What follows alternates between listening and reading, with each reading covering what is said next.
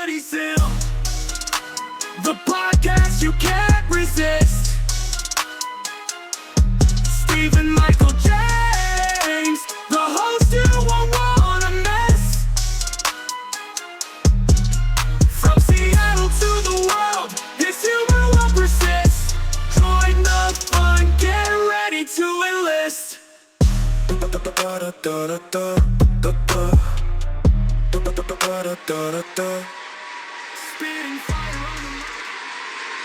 Ladies and gentlemen, boys and girls, children of all ages, thanks for joining me, tuning in to another episode of the Comedy Sim Podcast, episode 75, and I am your host, Seattle's favorite comedian, Stephen Michael James. Guys, what's happening? I know normally I have a guest. Normally you might see my boy Rob Conroy, or in recent days you might have seen Shad Foster, Jeremiah Hughes, Brendan Meeks, but you know, in the history of this show, in the 75 episodes, I've probably only done about 3 or 4 solo eps. And I thought it'd be a good opportunity to check in and let you guys know what's been going on with me. So where are we? Well, first of all, guys, it is 420. Smoke weed every day. It's 420. I don't have a show. I'm not doing a 420 show. No ganja show. No gateway. No, what's the other one? Dope show. None of that. None of that. I got none of that going on. But no, there's a reason, you know. I wanted to be home with the family. You know, the family needs me. So let's check in. Now that we're basically a third in through the year, what's been going on with me? What's been going on with the comedy? The year started off pretty good. You know, I did the New Year's thing in Tacoma Comedy Club and hit a few mics here or there. But I'll be honest with you guys, there's been a lot of kind of serious stuff that's gone on recently in my life, which is kind of crappy. But it is what it is, you know. Sometimes it's not all fun and games when you're a comedian. You know, I got a wife, I got a kid, the kid's got ADHD and autism, a lot of problems with school, bills are piling up, you know, things are hard. And so, yeah, I would say, you know, the end of last year, beginning of this year was pretty tough. And the reason is because my mother-in-law, who lived with us, she had cancer. She had stage 4 lung cancer. Didn't find out until way later. This is a testament to those who don't really go to the doctor. You should go to the doctor, you know, get yourself checked out because you might be able to catch stuff early. But yeah, it was pretty tough, and I had to take a little step back from comedy, be there for my family, be there for her, and it's really tough to see somebody go through that, and then it's tough on a family. Everybody's got their own kind of individual ways of processing what's happening. You know, for me, it's like it wasn't my mom. However, it was somebody that I've spent a lot of time with, somebody that I loved, somebody that I butted heads with. So, you know, a lot of complicated feelings there. But in the end, you know, you don't want to see somebody suffering. So yeah, that was I would say, you know, that ended, you know, for lack of a better term, in the beginning of March. So I'd say, you know, January, February, I was kind of hitting a few mics here or there, but nothing crazy. You know, December, I was doing almost nothing. But yeah, those first couple months, and then yeah, March, that happened. And yeah, no, it was very tough. To anybody who's gone through losing a family member, my heart is out with you.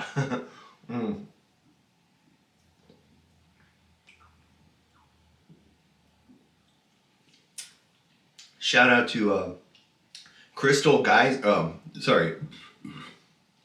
Shout out to Clearly Canadian. Clearly Canadian. I used to drink these when I was a kid. I remember I went to Lee Junior High in Woodland High School. I was in the 7th, 8th, and 9th grade. And actually, that's something I want to talk about a little bit later. But when I went to Lee Junior High, you know, I used to get like $2 from my mom for lunch. $2! And usually it would end up like using $1 to buy a burrito and $1 to buy a drink. And more often than not, Clearly Canadian was there. They actually used to give us glass bottles. This was the 90s. The 90s. Man, I remember another time too, that soda Surge came out. I don't know if you guys remember Surge. Shout out. But Surge came to my school, Lee Junior High, and they brought all these giant coolers full of ice cold cans of Surge. And me being Mr. Freebie, thanks to my mom who taught me to never pass up a free deal, I went in, I got myself a free Surge, went to the back of the line, got myself another free Surge. Went to the back of the line again, got myself a third free Surge. I probably did that 3 or 4 times, but I'm not talking about Surge today. I'm talking about Clearly Canadian. I saw this at Costco. They had they had a triple pack of 3 different flavors. You know, they had strawberry, cherry, and this is the Mountain Blackberry. And I gotta tell you, very nostalgic.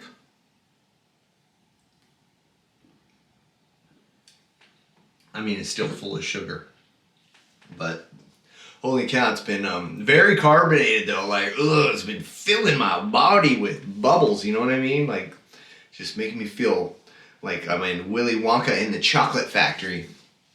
So yeah, you know, that whole thing happened. You know, it was a long process, very long process of the cancer. But in the end, you know, we just wanted the suffering to end, and it did. You know, it was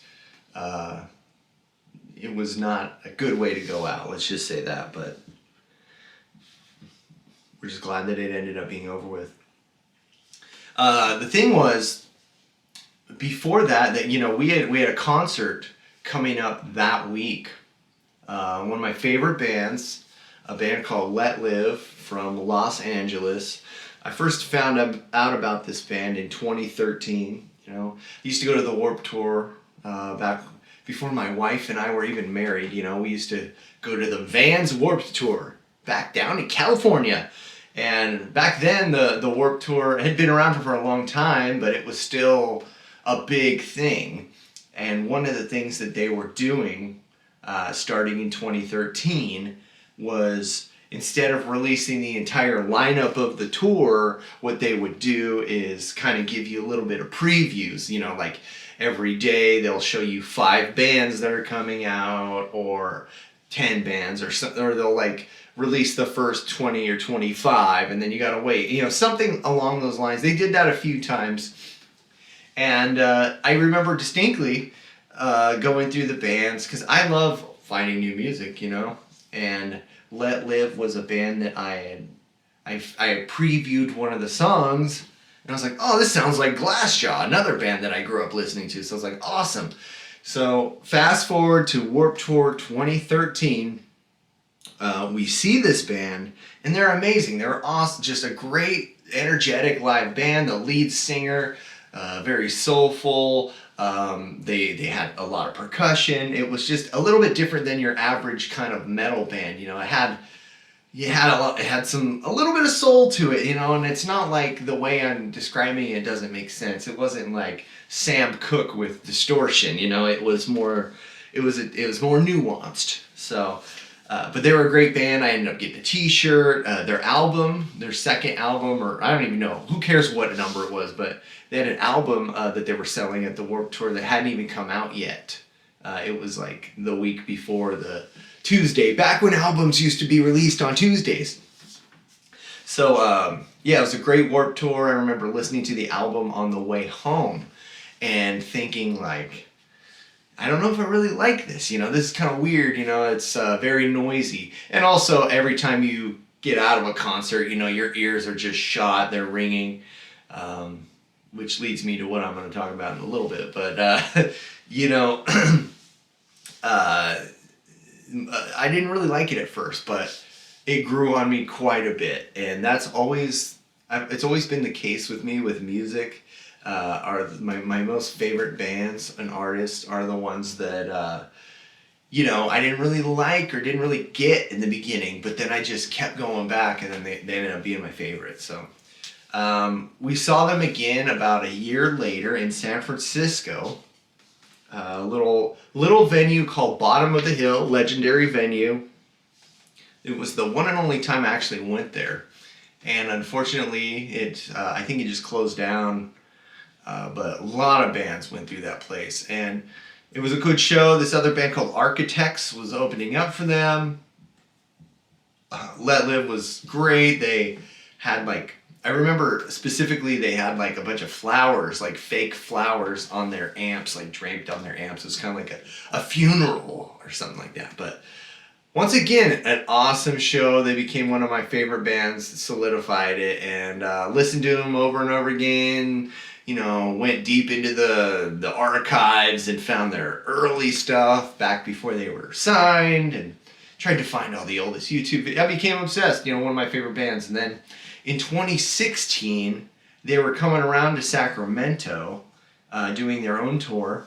So of course we had to see them, and they did a VIP thing where you pay a little bit of extra money, and you get to hang out with the band before the show, kind of talk and whatever, get pictures. And then you also get some extra merch, like laminates and posters and all that kind of stuff. So we signed up for the VIP in Sacramento, the place called The Boardwalk in Orangevale. Place has been a million times. And I remember specifically it was June or July. It was so hot. 2016. Had to have been 90 degrees outside, and sunny, definitely not comedy weather, but it wasn't show weather. It wasn't the kind of weather for a hardcore show. I thought San Francisco much better weather wise for hardcore music. Sacramento in the summer not so much, but we did this whole VIP meet and greet, and the funny thing is, it was literally 3 fans. It was me, my wife, and one other girl. And it was kind of awkward at first because there was 3 fans and 5 or 6 band members. And the other thing too is the band members are my age, so it's kind of weird to look up to someone who is your age. And that was kind of the first time I started to feel that way. I was 30 back then, and but it was cool. It felt like friends, and for 30 minutes, half hour, 45 minutes, we just got to talk and chill, and I got to ask them cool questions and the things that you normally don't get to hear about from your favorite bands. Like one of the things I remember saying was yeah, all right guys, no street cred, don't try to be hardcore. What are the bands you really liked when you were a kid, And it was cool. They were System of a Down and Blink-182 and just the stuff that cool bands would never say, you know what I mean? So they were, once again, just an awesome band. They had another album. We loved it. They're one of those ones that we were going to follow them on the journey. And unfortunately in 2017, they ended up breaking up, internal struggles, who knows, there's so many things going on. The music industry is so weird. I mean, when I was in a band, was 2007 and 2010, that was kind of the peak time, and I mean, we had no idea how to get our names out there, there wasn't really streaming, there was no Spotify, there was iTunes, and people were buying iTunes. MySpace was kind of out of it. Facebook didn't have music, so it was just, YouTube was new. It was all weird. We didn't really know what to do and how to do it. So it's hard to be in a band. That's all I'm trying to say is it's hard to be in a band. So I followed them around, over the years. Their lead singer, Jason, ended up starting a couple other bands, and they were pretty good. Never kind of captured the same thing. Their guitarist, he had his own thing going on, and great. But when we found out that they were going to finally have a reunion and do another tour, and they were coming through Seattle, we were like, we got to go. And they're playing with who else? Hawthorne Heights, another one of my favorite bands, a band that I've seen like 3 times. So, and I grew up loving them. So it was serendipitous, even though what happened. We still ended up going to the show because my wife's aunt came to visit, kind of help watch our kid, and she was really coming to just stay with her sister, but as her sister was gone, it was like, now she just ended up just coming to babysit, but still she was there for us. It was basically just a few days after everything went down, and but we were still able to go to the show. Now here's the thing about the show is that El Corazon, been there a few times, great venue. The guy, the lead singer of the band Let Live, he didn't even make his flight, Like they had played Spokane a couple days earlier. The rest of the band had drove over from Spokane. I think he flew to LA because that's where his family is, and then he just missed his flight. So they didn't cancel the show, but the band ended up playing without him. And it was arguably kind of the best part of the band, his voice, his lyrics, his vision. So it's kind of a bummer in that sense. However, they made the best of it. They had a guy singing for them who was like their tour manager, who also sings, who's best friends with him. And he did a really great job. We had a lot of crowd participation. My wife got to sing some of the lyrics on the microphone. And all in all, the band was just awesome. And it was a great night. And hadn't seen a band in at least a year. Probably the last time was like Rise Against, like early 2024, And then Hawthorne Heights was great too.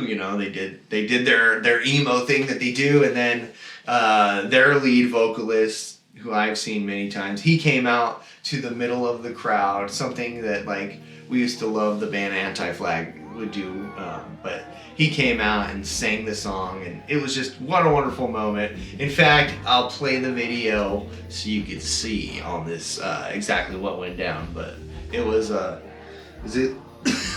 overall good time. God damn, I got this dry cough. So, like I was saying, the year started off kind of rough, but then we actually had like something fun to do, something to celebrate, something to kind of take our mind off of everything that was happening. And when the aunt was here, we went to Bremerton. I've only been to Bremerton a couple times for work, so we just went out there, drove around a little bit, went to an arcade, ate some food. It's more just to ride a ferry. We're California people. We didn't ride ferries. Even though they do have a ferry in Vallejo, it wasn't something I ever did. So, my daughter loves it. It's a cool little thing to do. Ride. It's an hour to Bremerton from Seattle. Went there, the aunt went back, worked for a few days, and then for my wife's birthday, it was her birthday at the end of March, first birthday without mom, we were like trying to figure out what are we going to do, what do we want to do, or what does she want to do? Don't have a lot of money, things are tough right now with this war and these gas prices, but us being from California, she had one thing and one thing only that she wanted to do. What was that? In-N-Out. That's right, we went to In-N-Out. Apparently there is an In-N-Out in the state of Washington, right over the border from Oregon, a little town called Ridgefield, Washington. And that's what she wanted to do. So on that day, I don't know, what was that? It was the day before her birthday, maybe. I don't know, something like that. It was a Thursday. I was trying to maybe work out like a podcast with a couple guys that I've done some shows with. A couple guys from Portland. Shout out Keegan Bell, Jesse Hooper. They did that show with Cat C back in August with me. And Keegan was really wanting to do the podcast and wanted to come up because he was doing the Flip Off comedy show in Puyallup. But I told him, I was like, it's my wife's birthday. We're going to be out of town. Maybe I can meet up with you. We're going to be near Portland. But it just ended up not working out, she was getting her hair done. It was taking a long time. I mean, it took her like 6 hours, We're talking hair dye, extensions, the whole works. No expense spared for my lady. But it was,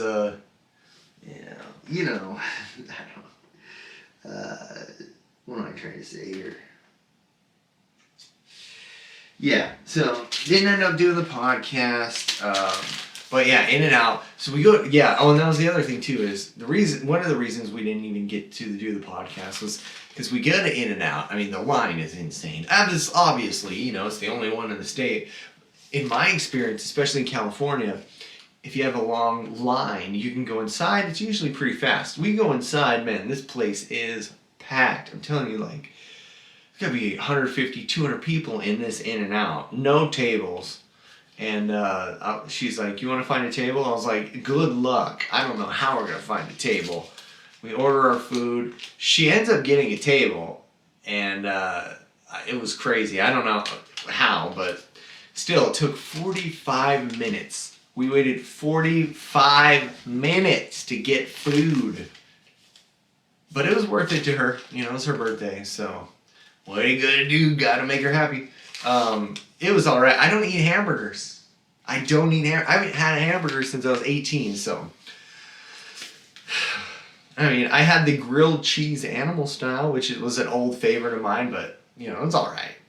But yeah, we went down to Vancouver after that, staying the night in a hotel. They had a nice hot tub, pool. Next day, we drove to Astoria, Oregon. Astoria, Oregon, a place where they filmed a bunch of movies back in the 80s. Movies like The Goonies and Kindergarten Cop and Short Circuit. And it was cool. I'd never been there before. One problem is, even though it was a Friday night, pretty much everything closed at like 4 o'clock, 6 o'clock. Like, there was hardly any restaurants open. When we had a kid, we had a 7-year-old kid, so that was kind of a bummer. We got there a little bit later, but it's cool. Really cool town. Very kind of peaceful, tranquil.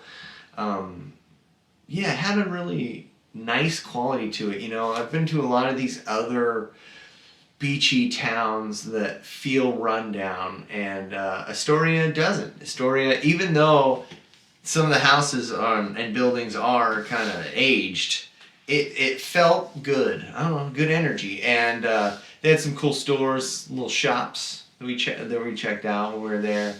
Sea lions. And then the next day we were going to drive back up and stay at the Tulalip Casino because my wife works with somebody that gets a bunch of free rooms there, and she wanted to give her a room, for her birthday. However, when you're a family, you got a kid, especially with autism, nothing ever goes according to plan, and it's so hard to stay on a schedule. So we weren't going to make it in time, so we decided to take a detour. We stopped in Long Beach, Washington. Long Beach. And first time there, and it was cool, man. I liked it. It was it was very reminiscent to some of the California beach towns that I've been to. It still blows my mind that you can drive your car on the sand. Because I'm not used to that. But Long Beach was very fun, and it was nice. There was a nice 3-day weekend, and it was a good way to kind of escape and help take our mind off everything, but still it was tough. It was very tough. But I got back to the comedy finally. Started hitting Tony V's in Everett, and I went and watched I don't know if this was before or after that happened, but I did watch the Mush show in Arlington. You know, those guys did my podcast, and that was fun. Tacoma Comedy Club, did that a couple times, and also I went to Emerald City Comedy Club, and I got to see one of my favorite new comics. You know, a guy that is killing it right now. A guy by the name of Timmy No Brakes, Tim Stifler. So yeah, man, you know, we all talk about Kill Tony, and we talk about how, you know, what's good about it and what's not good about it. People like to make fun of it. People say that Austin, Texas is ruined comedy, and they hate Tony Hinchcliffe. They think he's a racist, and blah, blah, blah. I don't think any of that stuff. I just, it's a show that was popular for a reason. It gave people opportunities. And yeah, there was a time where I stopped watching Kill Tony for quite a long time, just because it just kind of got boring to me. I was doing my own thing. But I would say recently, in the past 2 months or so, I've been watching it every week. And this guy, Tim, is just really funny, really creative. I mean, like, I see a lot of comics. I see a lot of comics in Seattle, Tacoma, and I mean, just recently I've seen like Big J. Okerson and a couple other bigger names, and they're all great. They're all great and funny, but there's just like something extra that I always am wanting, you know, that I haven't really got. There's been very few times that I've got that extra thing, you know, like seeing Jeff Ross and Dave Attell, that was that, you know, seeing Tenacious D live in concert, you know, and then I feel like seeing Tim was kind of the same thing, you know. So let's break it. I mean, this guy, I don't know his whole backstory. I just know that he's only been doing comedy the same amount of time as me, like 3 years. Started in San Diego and then ended up moving to Austin. Except, and here's something that, you know, people don't really know, is he actually did a lot of improv. So that is definitely helpful, you know, to have that sort of a background going into stand-up. I guess I did a little bit of acting, but not nearly as much as that guy did, probably. But it's been really cool to watch his journey, you know, and just see all the cool things he's done with the auto-tune, and, you know, having like a black guy come out dressed as him and doing the voice from backstage. It's just, he's really creative. I mean, and then his comedy special. I mean, I really like anything that can surprise me and make me think differently and kind of make fun of comedy. That's what I really like. Same thing with like Tim Heidecker and Bo Burnham. I mean, this is kind of honestly where I'm leaning towards lately with how I feel about comedy, because, you know, it's such a it's such a cool kids club, and if you're not part of the club, you feel like an outsider, you know, and the only way to cope with it sometimes is to make fun of it. And, you know, it's ironic that a lot of comedians have a hard time being made fun of, you know. It's like, they're like, no, I'm the comedian, I do the making fun of, you don't make fun of me. It's almost as if like they became a comedian as their shield, you know, so no one can hurt them, but they want to hurt other people. So the best comedians are the ones that can take a joke, and the ones that can make a joke out of themselves and, you know, be self-deprecating, I think. But Tim, so I was really curious on how this was going to go, because it was Emerald City, it was Capitol Hill, you know, you have a Kill Tony comedian, whoa, what's going to happen? And it was fine. The audience was great, you know. Went to the first show on the Friday night, the 7 p.m. show. I'd say it's about 3/4 full, and he had 2 openers. The first opener came out, did his set, great. Second opener came out, great. Third opener was actually the first guy, but in character, in another costume. And that guy killed it, man. He was this, like, kind of alpha male, incel, superhero type character, and he was amazing. And then of course Tim came out, and you know, he just put on a great, I don't know, 45, 50-minute show, and it was just a big variety of a lot of different things. I mean, he did the Timmy No Brakes character with the whole kind of dice clay style of humor.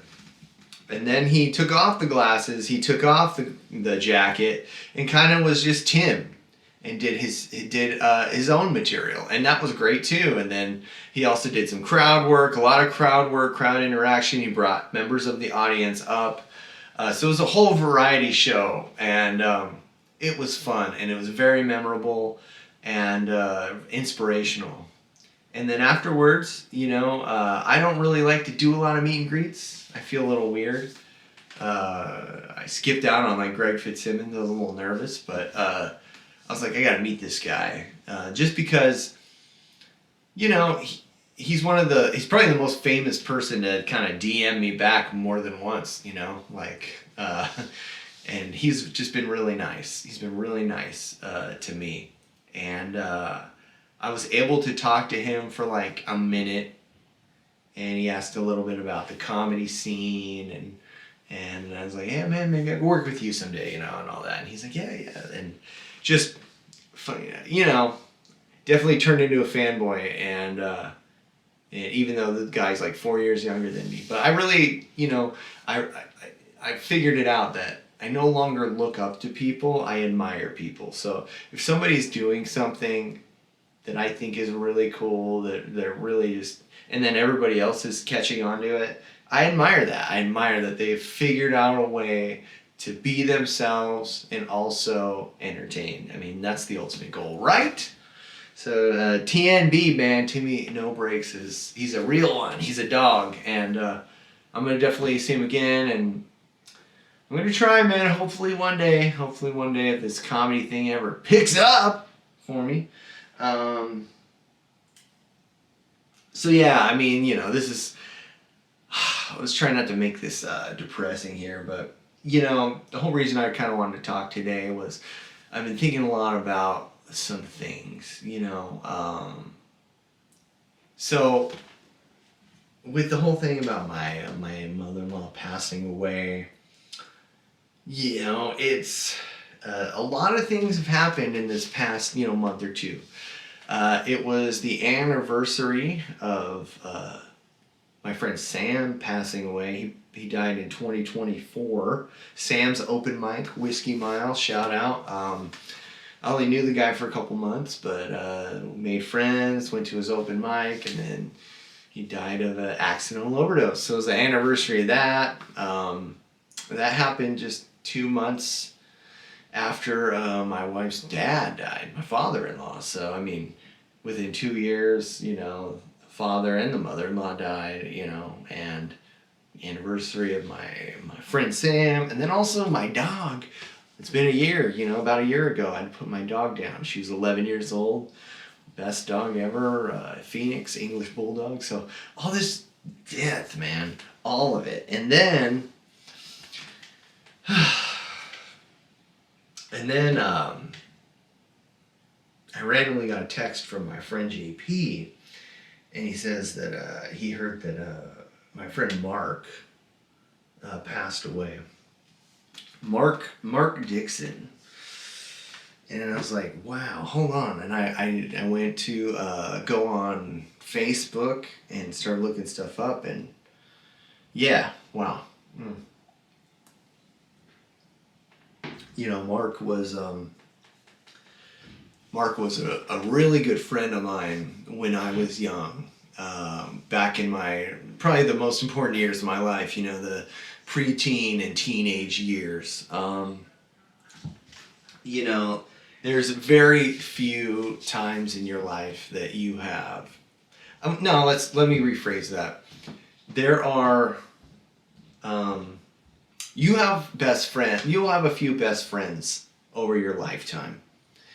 If you're lucky, you get to keep them throughout your life. But occasionally you'll have a best friend and then they'll kind of fade away. And I will not sugarcoat it.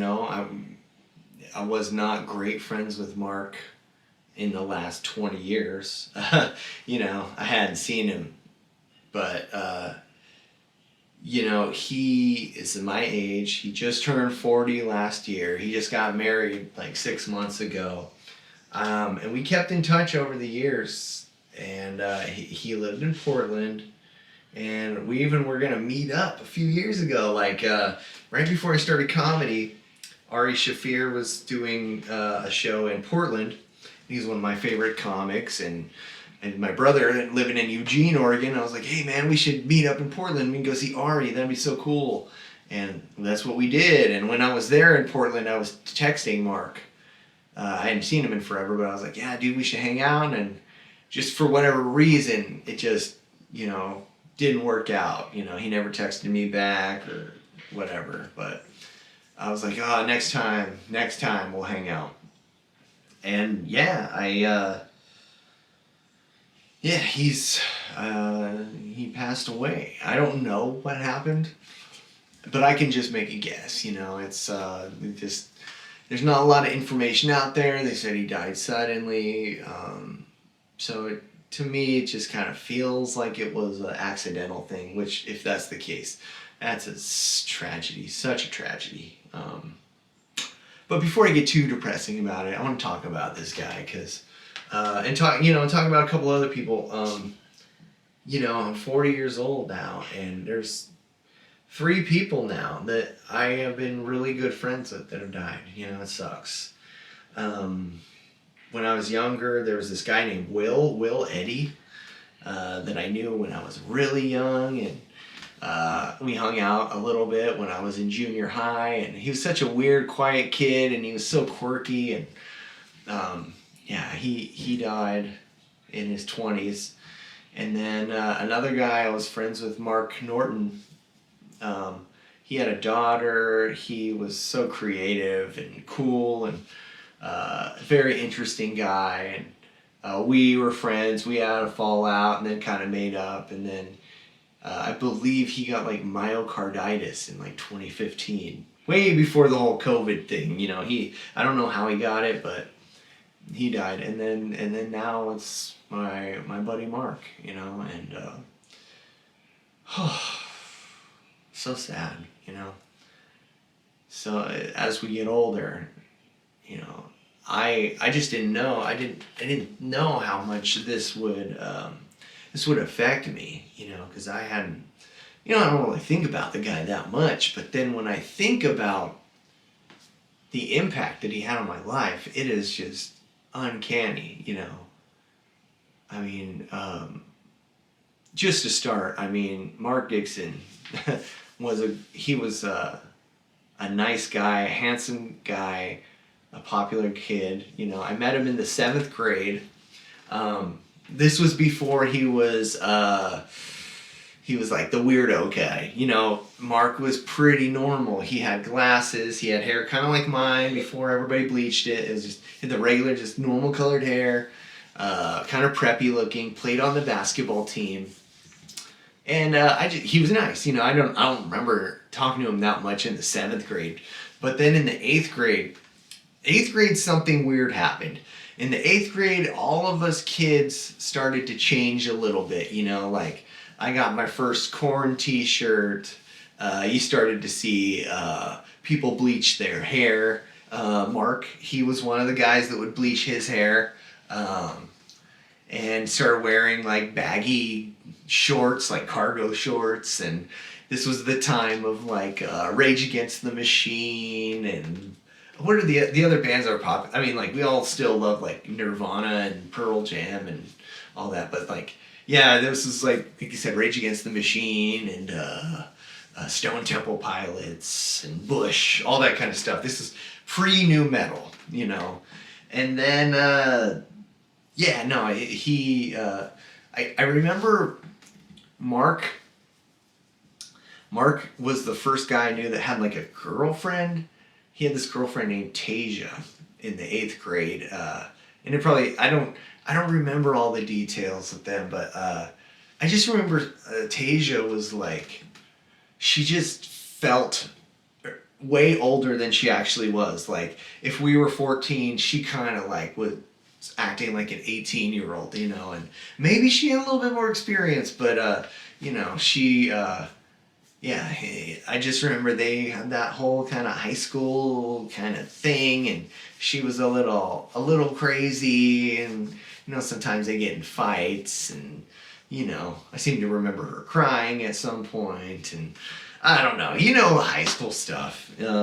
But yeah, Tasia, I wonder what happened to her. But I remember they dated for a long time. What else can I tell you about Mark? So him and I wanted to start a band together. We were like the first, so I had my friends, you know, JP, JK, Rance, Andrew, the guys that I ended up playing with eventually. In like the year 2000, I wanted to be in their band, but I had no idea how to play an instrument. And so I hung out with them for a little bit, but eventually they were like, oh, this guy can't play, you know, you can't be in our band. I was all bummed.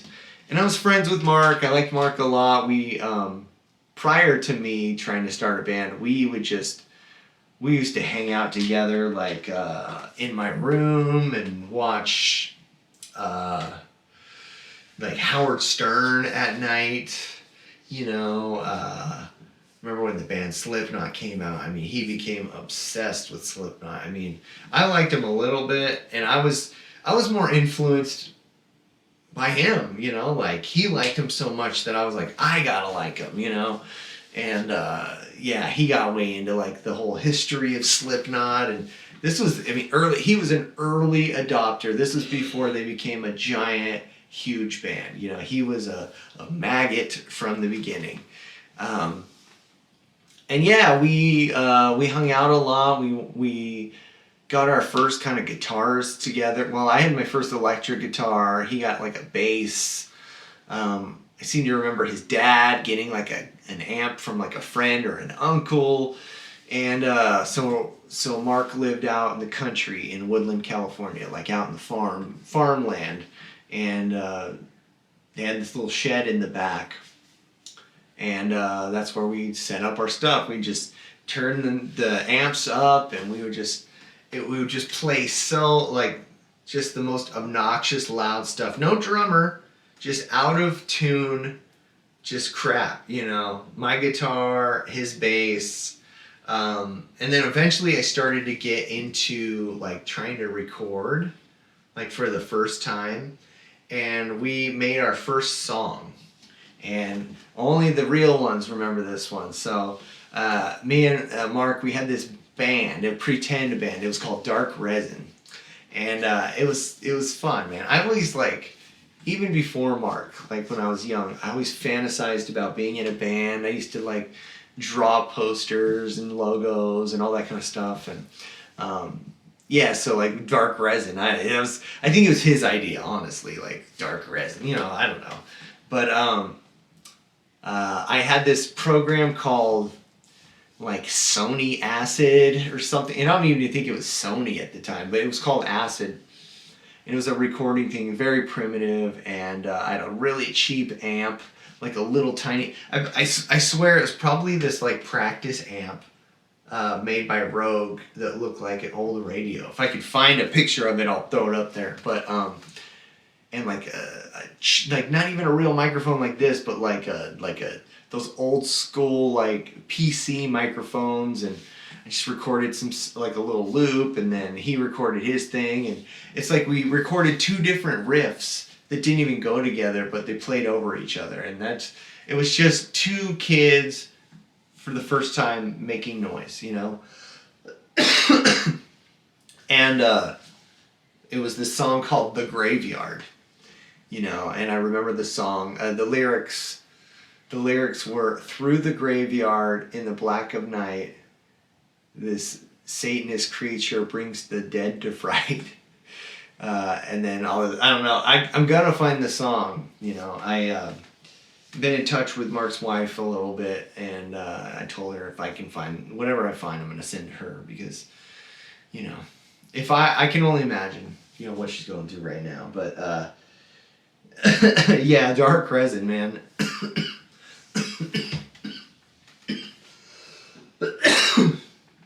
I did not have any Dark Crescent earlier, I swear. We tried to do a band though. We had so many different people from school that came through that shed. You know, Matt Featherstone and Adam Harper. I remember we even had this random guy, this DJ that worked at Sam Goody in the mall. He came out. You know, we just, all these different people played, but nobody stuck. You know, we never had a drummer. We always just, we tried to do what we could. You know, we made little songs here or there. And me and Mark hung out a lot. I mean, I remember, I think like maybe his brother was like a baseball player. Maybe like we used to hang out outside of his brother's baseball games at night. You know, Mark had a hot tub. He had a trampoline. He had a PlayStation 2. He's the first guy I know who had Grand Theft Auto 3. You know, so many memories. I used to stay the night at his house. You know, Mark had, I believe he had a poster of Jenny McCarthy and Carmen Electra. His brother will have to tell me if I'm right or wrong, but yeah, I'm pretty sure he had both right above his bed. And I remember renting The Ladies' Man. Yeah, we rented like a couple movies, and one of them was The Ladies' Man with Tim Meadows, and I watched that in his house. We used to, and this is to this day. I mean, Dave Attell is one of my favorite comedians, and that's because I used to stay up late at Mark's house, and we would watch like Comedy Central, and then the show called Insomniac with Dave Attell, where Dave Attell, the comedian, would perform and then go running around to bars and different places after midnight, and we'd always quote that show. Oh man, so many different things, man.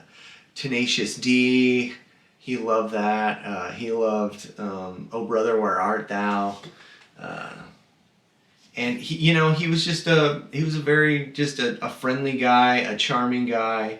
You know, girls liked him. He was kind of weird. As time went on, he got a little bit more weird. I remember one time, his dad had this like Jeep that used to drive with its top down. I don't know what we were doing, but for some reason, like Mark's grandma wrote him like a blank check for his birthday, and Mark lost it.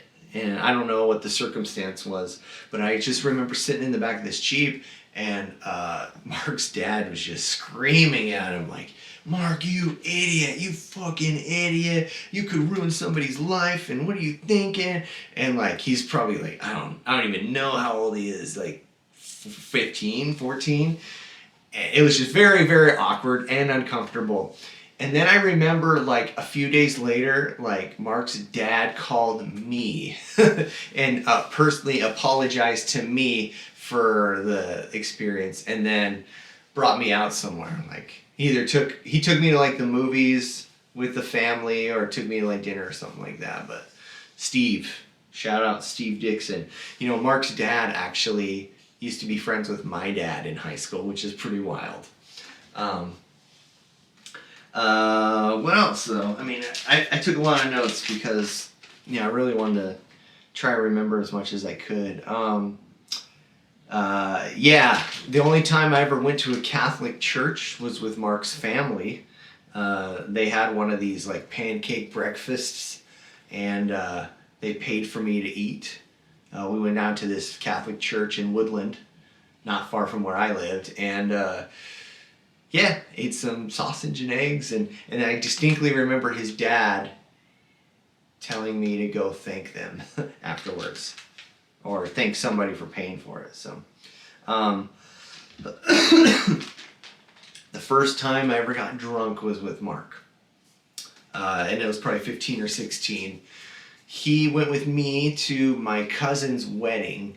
You know, my cousin Alan got married somewhere way out in the eastern California. You know, I want to say like Nevada City area, Tahoe, Truckee. I don't know, somewhere out there, somewhere hot and in the country. And it was like a really nice golf course. It was outdoors. And we thought it'd be a good idea. Hey, let's sneak some wine. Let's bring some wine home. And this happened to be like my birthday weekend too. So I think I was turning 16 or 17. So we put this wine in the trunk. And as my mom's driving home, freaking wine bottle breaks in her trunk. Like this entire bottle of freaking wine in like 95-degree weather. Hot wine just fills her trunk. She's like, oh, you guys are sneaking alcohol on? And we're like, yeah. It's like, you know, it's my birthday, we're gonna drink. And so my mom proceeded to, it's like, okay, well, if you guys stay here, I'll get you some alcohol. So it was me, Mark, and another kid. I want to say a kid named Greg. And my mom brought us some like wine coolers and some Mike's Hard Lemonade. And we just sat in my room and we drank these Mike's Hard Lemonades and probably listened to Slipknot and watched music videos and downloaded songs on Napster and, you know, and I had these, it was a really old house where I lived. I lived in a, it was like a 100-year-old house that was like converted into like 4 units, and I was in the bottom unit. You know, my mom rented it. I just had a room there, but it was those old windows that, you know, you slid up. You know, you pull it up so you can, you know, dump shit out. So Mark was like sitting on the edge, like with one leg on one side and one leg on the other side, just sitting on the windowsill, and he just freaking bloop, and just fell. He just fell right off, and there was like a wheelchair ramp next to my house, a concrete one. So not only he didn't just hit flat ground, he hit like an angled concrete, but he was fine. Took it like a champ. We went to a few concerts together too. I mean, you know, we went to Ozfest 2001. You know, I went to Ozfest 2000 with just me and my mom, but, you know, Mark and I were really good friends. Slipknot happened to be at this one, and so, yeah, he went with me. When we messaged each other not that long ago, he was like, oh, yeah, I remember you took me to my first concert, Tool, which is not true, Mark. Actually, we went to Ozfest before we went to Tool. And so, yeah, Ozfest, it was, you know, Marilyn Manson and Papa Roach. You know, this was the year where Crazy Town came out and they got booed off the stage. They played for about 10 minutes and everybody was throwing stuff at them. And Mudvayne, a lot of good bands. But yeah, I mean, we were there for Slipknot. We had our Slipknot shirts. And yeah, I just remember being unimpressed by Slipknot, that's all. I mean, of course, we liked it, and looking back on it, we were just these little kid fanboys.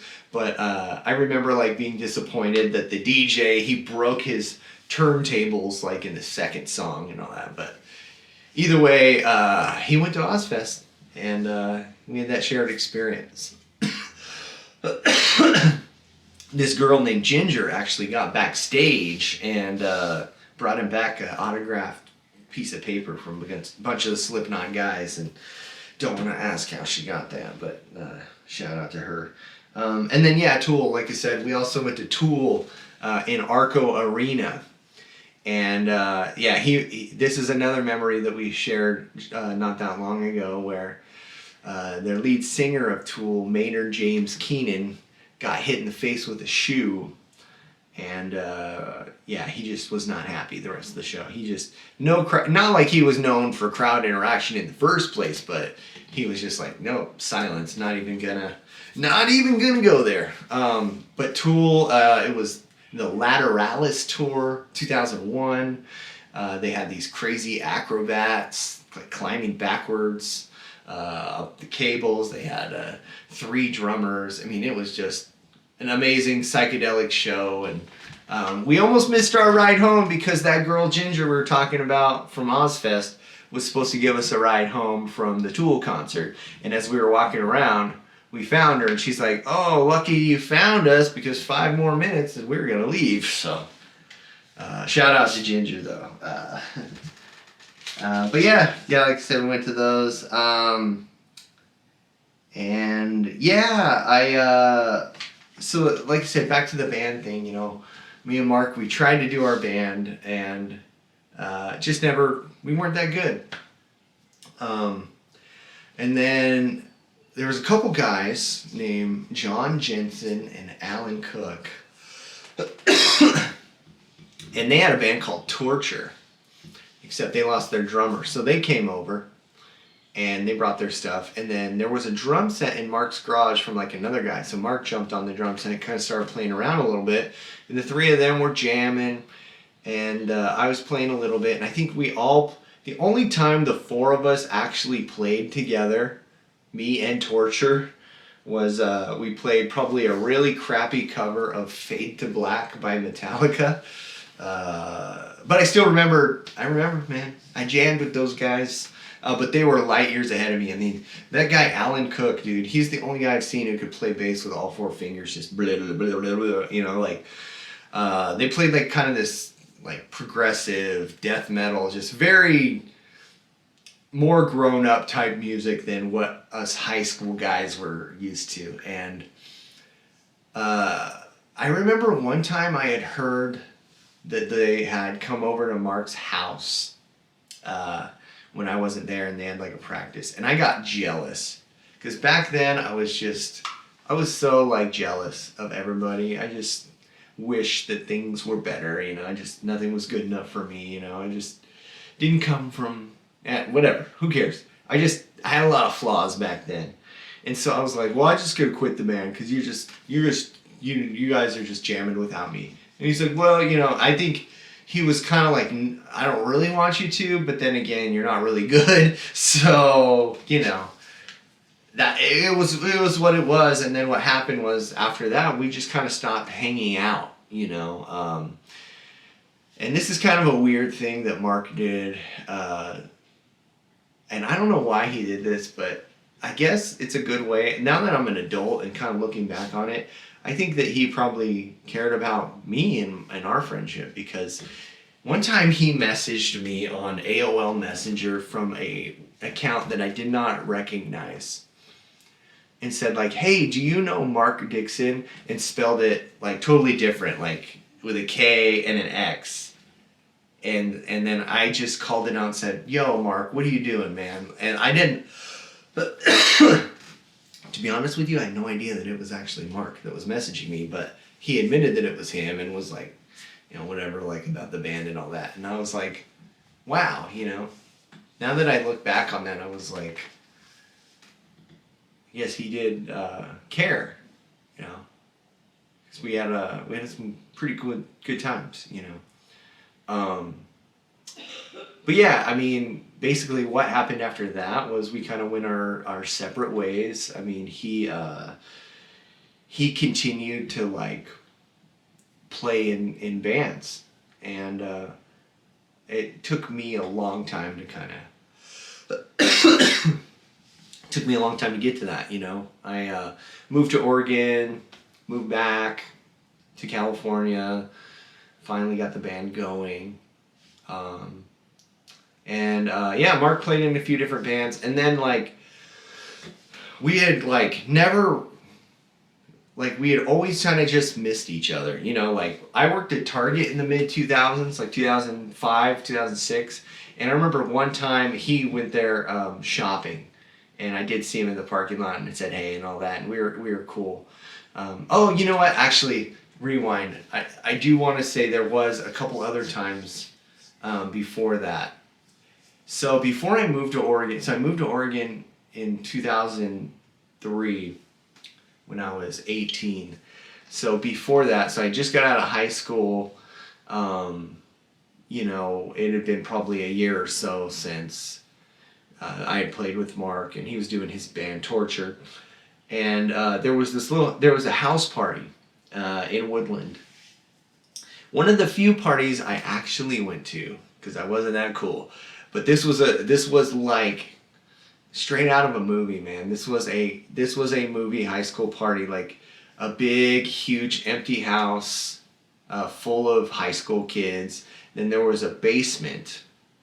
And I distinctly remember the basement had a giant metal sign about like not skateboarding, and somebody had ripped the sign off of like a park and stored it in their basement.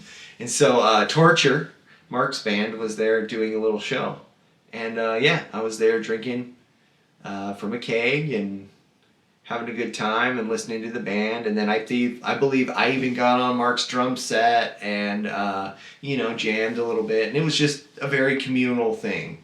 And then one other time I saw Torture at this venue in Sacramento called the Colonial Theater.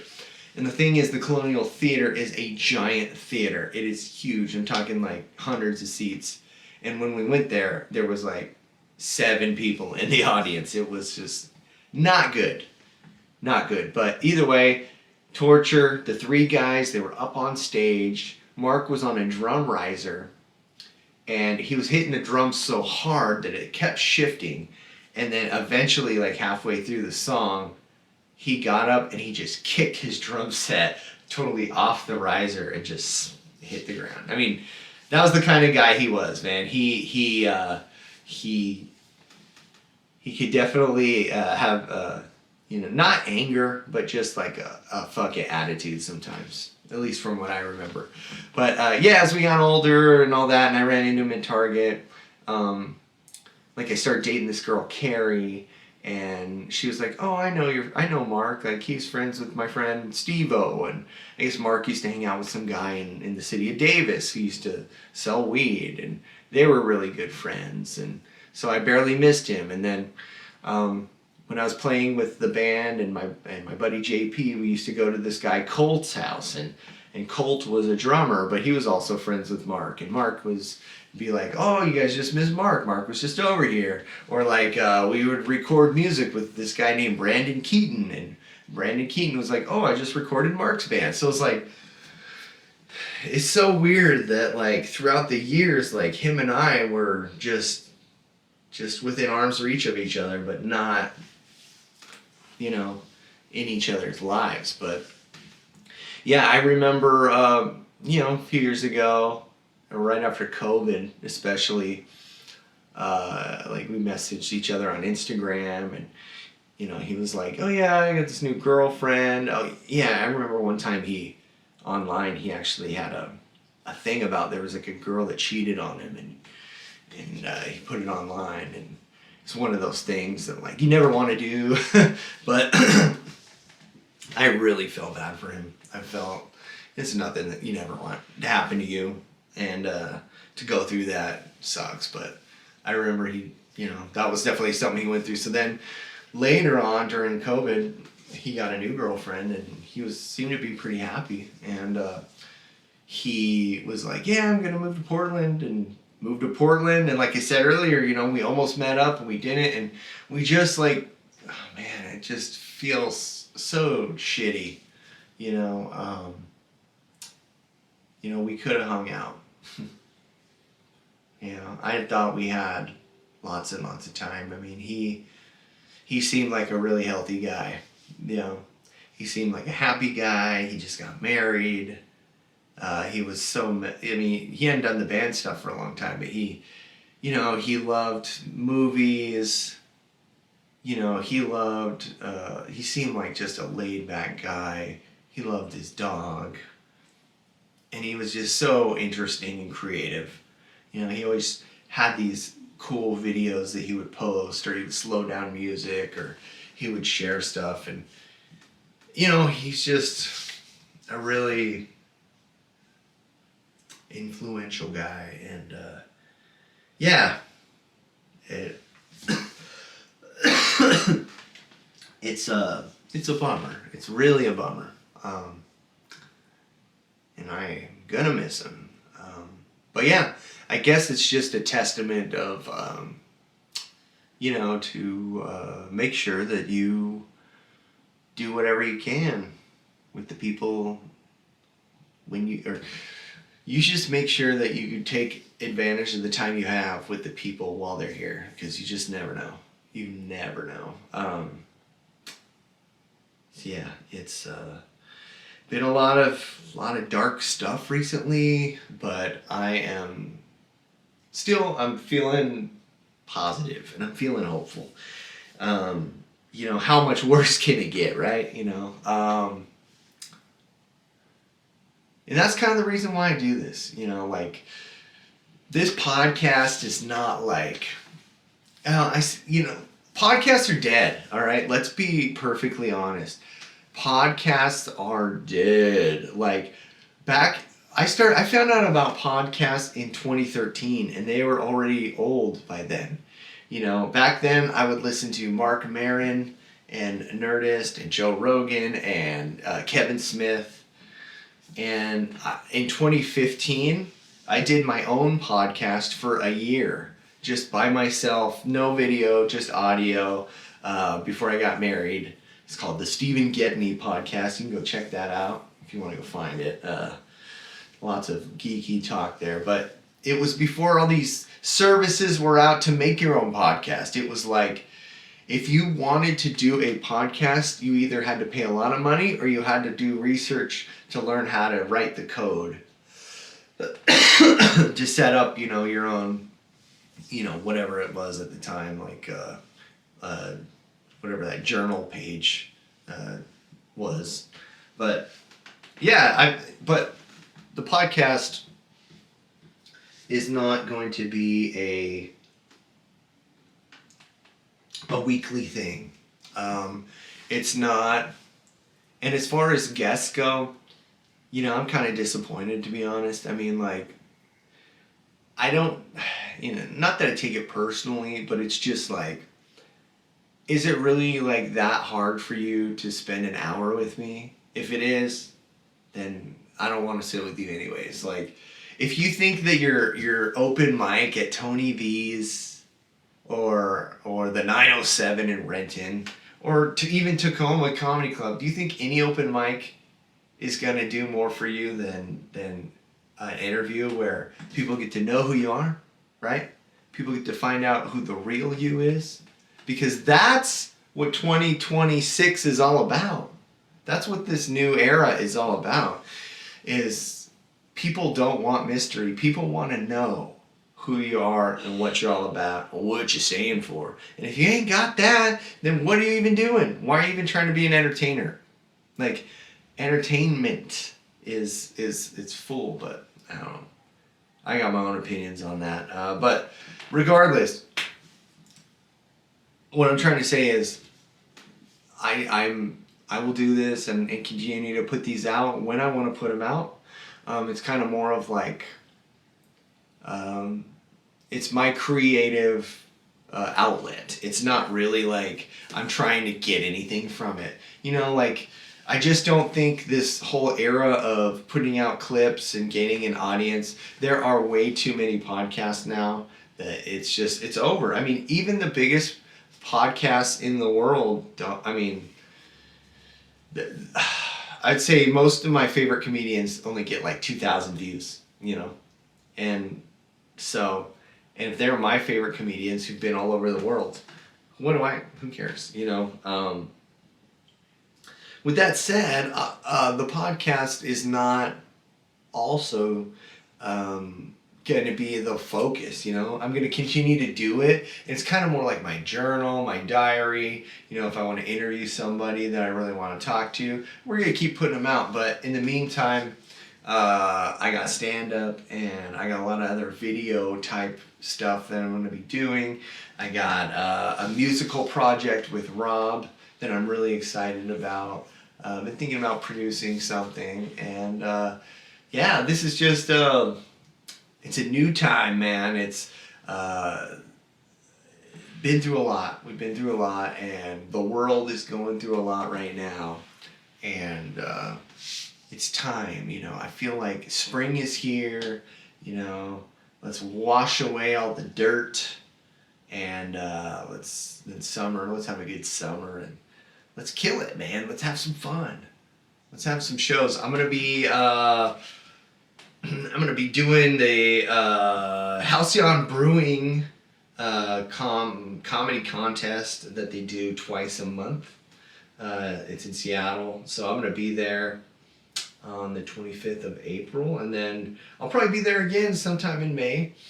I think my friend Keegan, who I talked about earlier, is going to be setting up a show in Washington at the end of May.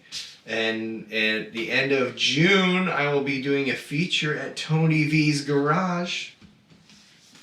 So, yeah, all that stuff. Look forward to it. If you want to be on the podcast and you're willing to drive out here and you're cool, hit me up. Otherwise, it's just gonna be me. This is it. It's just been me talking for an hour. This has been an update. So I guess I'll see you guys soon. If you want to follow me, it's at Stephen MJ Comedy. Don't forget to like and subscribe. He's a And force I'll to see be you guys next time. reckoned. Comedy Seal, the podcast you can't resist. Stephen Michael James, the host you won't wanna miss. From Seattle to the world, his humor will persist. Join the fun, get ready to enlist.